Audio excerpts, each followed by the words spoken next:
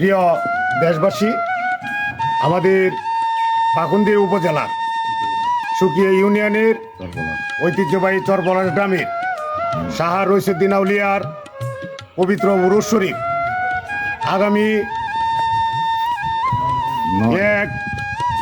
9 জানুয়ারি 2026 পুষ মাসের শেষ শুক্রবার তথা 26 তারিখ, পুষ মাসের 26 তারিখ আমাদের উরুস মোবারক অনুষ্ঠিত হবে।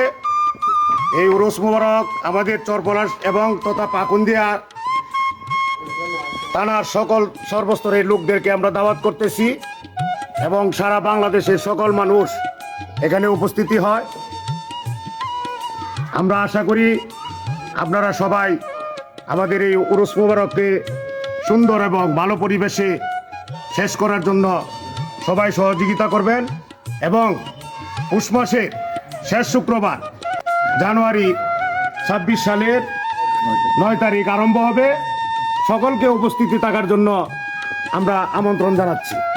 ধন্যবাদ।